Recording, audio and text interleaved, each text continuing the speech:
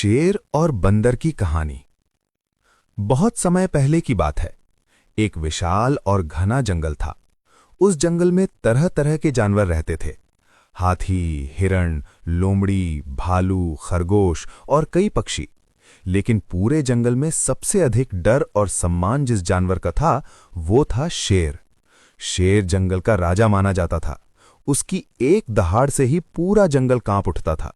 सभी जानवर उससे डरते थे और उसकी आज्ञा मानते थे। उसी जंगल में एक पेड़ पर रहता था एक बंदर। बंदर बहुत चालाक, बुद्धिमान और बातूनी था।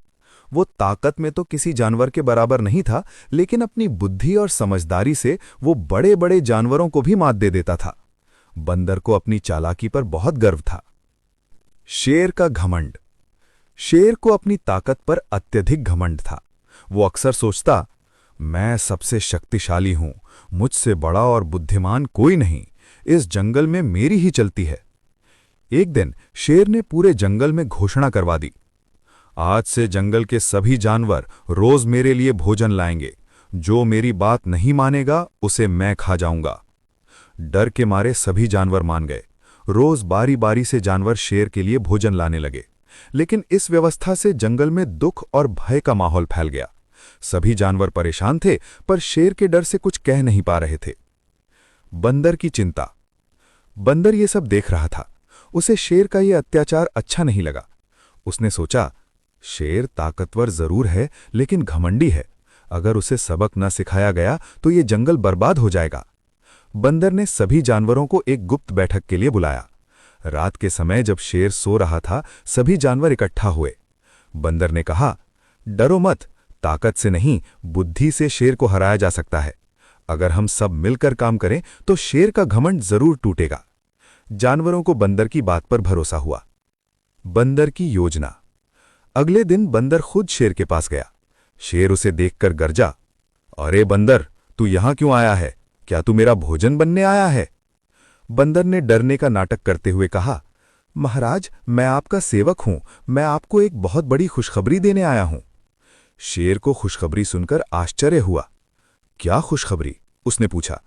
बंदर बोला, महाराज, जंगल के दूसरे छोर पर एक और शेर आ गया है। वो खुद को जंगल का असली राजा बताता है और कहता है कि आप नकली राजा हैं। ये सुनते ही शेर आग बबूला हो गया। क्या? कोई और शेर? वो मुझे चुनौती देता है? घमंड का खेल। शेर ने गर्जना की, मुझे अभी वहां ले चलो, मैं उसे अभी सबक सिखाऊंगा। बंदर यही चाहता था। वो शेर को जंगल के बीचों बीच एक पुराने गहरे कुएं के पास ले गया। कुआं बहुत पुराना और गहरा था, जिसमें पानी साफ था और उसमें सब कुछ साफ दिखाई देता था। बंदर ने कुएं की ओर इशारा करते हुए कहा, महाराज, वही शेर इसी कुएं में रहता है। देखिए, वो अभी भी आपको चुनौती दे रहा है। शेर ने कुएं में झांका। उसे पानी में अपनी ही परछाई दिखाई दी, लेकिन घमंड के कारण उसे लगा कि ये कोई दूसरा शेर है जो उसी की तरह ताकतवर दिख रहा है।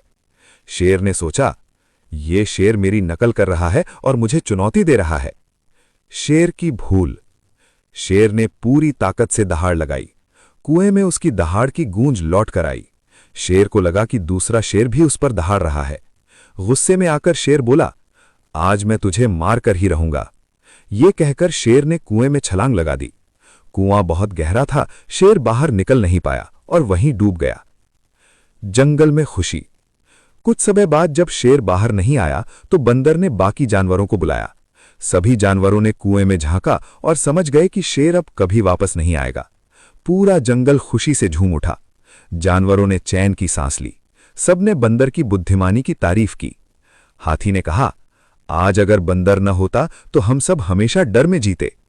हिरन बोला, सच है, ताकत से ज्यादा जरूरी बुद्धि होती है। बंदर ने मुस्कुराते हुए कहा, मैंने कुछ खास नहीं किया, बस इतना सीखा है कि घमंड इंसान या जानवर किसी के लिए भी अच्छा नहीं होता। जो अपनी ताकत पर घमंड करता है वो एक दिन खुद ही नष्ट हो जाता है। उस दिन के बाद जंगल में शांति लौट आई। सभी जानवर मिलजुल कर रहने लगे। उन्होंने तय किया कि अब कोई भी जानवर किसी पर अत्याचार नहीं करेगा। कहानी की सीख। इस कहानी से हमें यह शिक्षा मिलती है कि ताकत से बड़ी बुद्धि होती है। घमंड हमेशा विनाश का कारण बनता है। एक कमजोर दिखने वाला भी सही सोच और समझदारी से बड़े शक्तिशाली को हरा सकता है। एकता और बुद्धिमानी से हर समस्या का समाधान निकल सकता है।